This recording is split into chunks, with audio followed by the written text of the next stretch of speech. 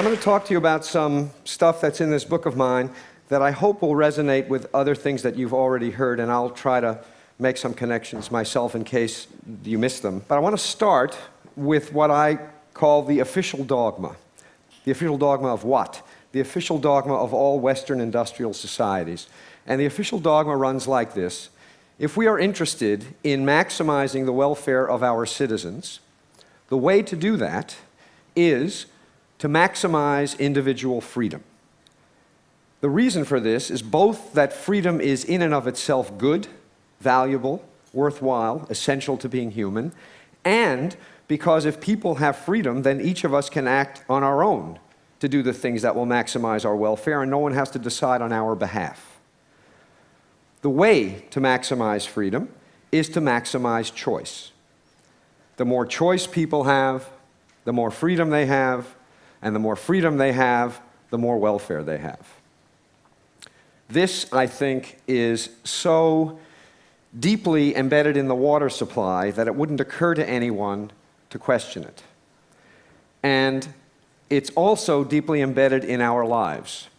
I'll give you some examples of what modern progress has made possible for us. This is my supermarket, not such a big one.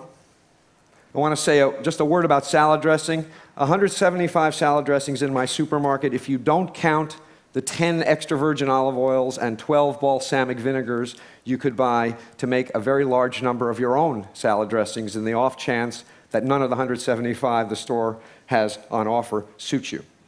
So this is what the supermarket is like. And then you go to the consumer electronics store to set up a stereo system, speakers, CD player, tape player, tuner, amplifier, and in this one single consumer electronics store, there are that many stereo systems.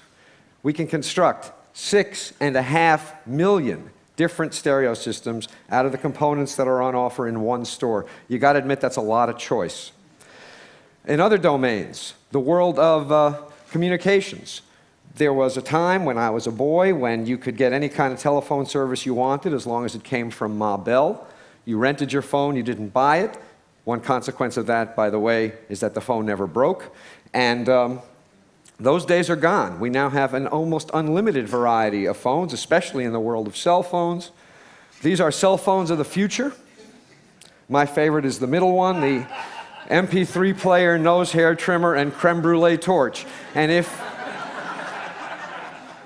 by some chance you haven't seen that in your store yet, you can rest assured that one day soon you will. And what this does is it leads people to walk into their stores asking this question. And do you know what the answer to this question now is? The answer is no. It is not possible to buy a cell phone that doesn't do too much. So, in other aspects of life that are much more significant than buying things, the same explosion of choice is true. Healthcare. It is no longer the case in the United States that you go to the doctor and the doctor tells you what to do. Instead, you go to the doctor and the doctor tells you, well, we could do A or we could do B. A has these benefits and these risks. B has these benefits and these risks. What do you want to do? And you say, Doc, what should I do? And the doc says, A has these benefits and risks, and B has these benefits and risks. What do you want to do? And you say, if you were me, Doc, what would you do? And the doc says, but I'm not you. And the result is, we call it patient autonomy, which makes it sound like a good thing, but what it really is a shifting of the burden and the responsibility for decision-making from somebody who knows something, namely the doctor, to somebody who knows nothing and is almost certainly sick and thus not in the best shape to be making decisions, namely the patient. There's enormous marketing of prescription drugs to people like you and me, which if you think about it makes no sense at all since we can't buy them. Why do they market to us if we can't buy them? The answer is that they expect us to call our doctors the next morning and ask for our prescriptions to be changed. Something as dramatic as our identity is now become a matter of choice, as this slide is meant to indicate. We don't inherit an identity, we get to invent it, and we get to reinvent ourselves as often as we like. And that means that every day when you wake up in the morning, you have to decide what kind of person you want to be. With respect to marriage and family, there was a time when the default assumption that almost everyone had is that you got married as soon as you could, and then you started having kids as soon as you could. The only real choice was who, not when, and not what you did after. Nowadays, everything is very much up for grabs. I teach wonderfully intelligent students, and I assign 20% less work than I used to, and it's not because they're less smart, and it's not because they're less diligent, it's because they are preoccupied, asking themselves, should I get married or not? Should I get married now? Should I get married later? Should I have kids first or a career first? All of these are consuming questions, and they're going to answer these questions whether or not it means not doing all the work I assign and not getting a good grade in my courses. And indeed they should. These are important questions to answer. Work. We are blessed, as Carl was pointing out, with the technology that enables us to work every minute of every day from any place on the planet, except the Randolph Hotel.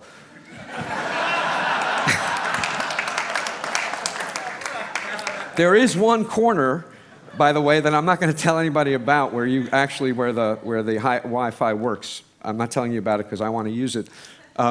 So what this means, this incredible freedom of choice we have with respect to work, is that we have to make a decision again and again and again about whether we should or shouldn't be working. We can go to watch our kid play soccer, and we have our cell phone on one hip, and our BlackBerry on our other hip, and our laptop presumably on our laps. And even if they're all shut off, every minute that we're watching our kid mutilate a soccer game, we are also asking ourselves, should I answer this cell phone call? Should I respond to this email? Should I draft this letter? And even if the answer to the question is no, it's certainly going to make the experience of your kid's soccer game very different than it would have been. So everywhere we look, big things and small things, material things and lifestyle things, life is a matter of choice. And the world we used to live in looked like this. That is to say, there were some choices, but not everything was a matter of choice. And the world we now live in looks like this. And the question is this good news or bad news? And the answer is yes. We all know what's good about it, so I'm going to talk about what's bad about it. All of this choice has two effects, two negative effects on people. One effect, paradoxically, is that it produces paralysis rather than liberation. With so many options to choose from, people find it very difficult to choose at all. I'll give you one very dramatic example of this, a study that was done of investments in voluntary retirement plans. A colleague of mine got access to investment records from Vanguard, the gigantic mutual fund company of about 1 million employees in about 2,000 different workplaces. And what she found is that for every 10 mutual funds the employer offered, rate of participation went down 2%. You offer 50 funds, 10% fewer employees participate than if you only offer 5. Why? Because with 50 funds to choose from, it's so damn hard to decide which fund to choose that you'll just put it off till tomorrow, and then tomorrow, and then tomorrow, and tomorrow, and tomorrow, and of course tomorrow never comes. Understand that not only does this mean that people are going to have to eat dog food when they retire because they don't have enough money put away, it also means that making the decision is so hard that they pass up significant matching money from the employer. By not participating, they are passing up as much as $5,000 a year from the employer, who would happily match their contribution. So paralysis is a consequence of having too many choices, and I think it makes the world look like this.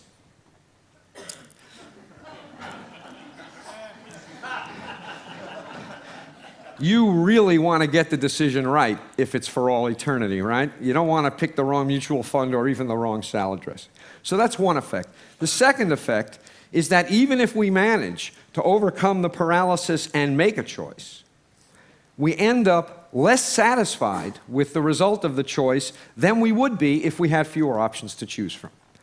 And there are several reasons for this. One of them is that with a lot of different salad dressings to choose from, if you buy one and it's not perfect, and you know what salad dressing is, It's easy to imagine that you could have made a different choice that would have been better. And what happens is this imagined alternative induces you to regret the decision you made, and this regret subtracts from the satisfaction you get out of the decision you made, even if it was a good decision. The more options there are, the easier it is to regret anything at all that is disappointing about the option that you chose. Second, what economists call opportunity costs. Dan Gilbert made a big point this morning of talking about how much the way in which we value things depends on what we compare them to. Well, when there are lots of alternatives to consider, it is easy to imagine the attractive features of alternatives that you reject that make you less satisfied with the alternative that you've chosen. Here's an example. For those of you who aren't New Yorkers, I apologize. But here's what you're supposed to be thinking. Here's this couple on the Hamptons. Very expensive real estate, gorgeous beach, beautiful day. They have it all to themselves. What could be better? Well, damn it, this guy is thinking, it's August. Everybody in my Manhattan neighborhood is away. I could be parking right in front of my building. And he spends 2 weeks nagged by the idea that he is missing the opportunity day after day to have a great parking space. Opportunity costs subtract from the satisfaction we get out of what we choose, even when what we choose is terrific.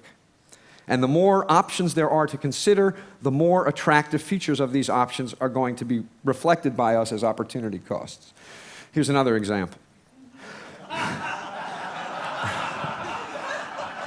Now this cartoon makes a lot of points. It makes points about living in the moment as well, and probably about doing things slowly. But one point it makes is that whenever you're choosing one thing, you're choosing not to do other things, and those other things may have lots of attractive features, and it's going to make what you're doing less attractive.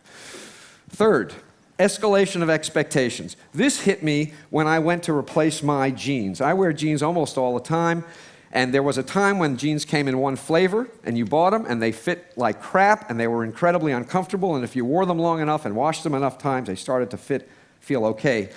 So I went to replace my jeans after years and years of wearing these old ones, and I said, I want a pair of jeans, here's my size, and the shopkeeper said, do you want slim fit, easy fit, relaxed fit? You want button fly or zipper fly? You want stone washed or acid washed? Do you want them distressed? Do you want boot cut? Do you want tapered? Blah, blah, blah, on and on. He went. My jaw dropped. And after I recovered, I said, I want the kind that used to be the only kind.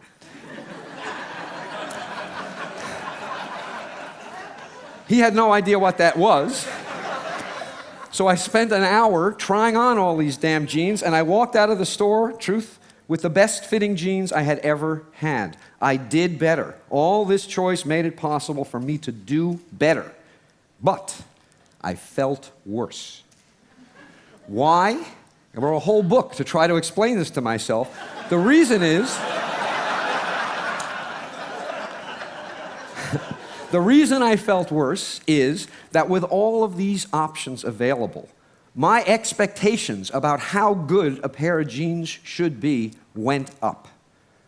I had I had no particular expectations when they only came in one flavor. When they came in 100 flavors, damn it, one of them should have been perfect. And what I got was good, but it wasn't perfect.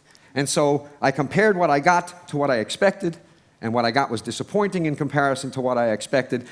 Adding options to people's lives can't help but increase the expectations people have about how good those options will be, and what that's going to produce is less satisfaction with results even when they're good results. Nobody in the world of marketing knows this, because if they did, you wouldn't all know what this was about. The truth is more like this. The reason that everything was better back when everything was worse is that when everything was worse, it was actually possible for people to have experiences that were a pleasant surprise. Nowadays, the world we live in, we affluent, industrialized citizens, with perfection, the expectation, the best you can ever hope for is that stuff is as good as you expect it to be. You will never be pleasantly surprised because your expectations, my expectations, have gone through the roof. The secret to happiness, this is what you all came for. The secret to happiness is low expectations.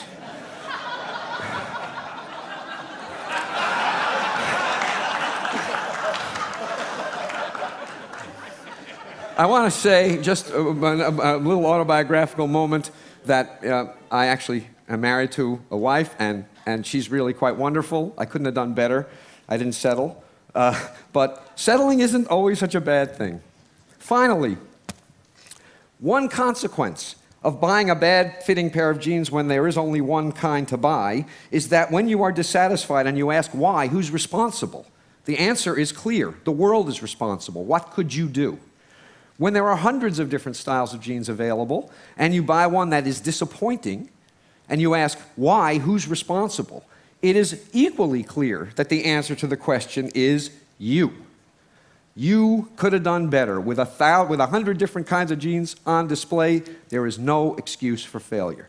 And so when people make decisions, and even though the results of the decisions are good, they feel disappointed about them, they blame themselves. Clinical depression has exploded in the industrial world in the last generation. I believe a significant, not the only, but a significant contributor to this explosion of depression and also suicide is that people have experiences that are disappointing because their standards are so high, and then when they have to explain these experiences to themselves, they think they're at fault. And so the net result is that we do better in general, objectively, and we feel worse. So, let me remind you, this is the official dogma, the one that we all take to be true, and it's all false. It is not true. There's no question that some choice is better than none, but it doesn't follow from that more choice is better than some choice. There's some magical amount, I don't know what it is. I'm pretty confident that we have long since passed the point where options improve our welfare. Now, as a policy matter, I'm almost done. As a policy matter, the thing to think about is this. What enables all of this choice in industrial societies is material affluence. There are lots of places in the world, and we have heard about several of them, where their problem is not that they have too much choice, their problem is that they have too little. So the stuff I'm talking about is the peculiar problem of modern, affluent Western societies. And what is so frustrating and infuriating is this. Steve Levitt talked to you yesterday about how these expensive and difficult to install child seats don't help. It's a waste of money. What I'm telling you is that these expensive, complicated choices, it's not simply that they don't help. They actually hurt. They actually make us worse off. If some of what enables people in our societies to make all of the choices we make were shifted to societies in which people have too few options, not only would those people's lives be improved, but ours would be improved also. This is what economists call a Pareto improving move. Income redistribution will make everyone better off, not just poor people, because of how all this excess choice plagues us. So, to conclude, you're supposed to read this cartoon and, being a sophisticated person, say, what does this fish know? You know, nothing is possible in this fishbowl. Impoverished imagination, a myopic view of the world, and that's the way I read it at first. The more I thought about it, however, the more I came to the view that this fish knows something. Because the truth of the matter is that if you shatter the fishbowl so that everything is possible, you don't have freedom, you have paralysis. If you shatter this fishbowl so that everything is possible, you decrease satisfaction. You increase paralysis and you decrease satisfaction. Everybody needs a fishbowl. This one is almost certainly too limited, perhaps even for the fish, certainly for us. But the absence of some metaphorical fishbowl is a recipe for misery and, I suspect, disaster. Thank you very much.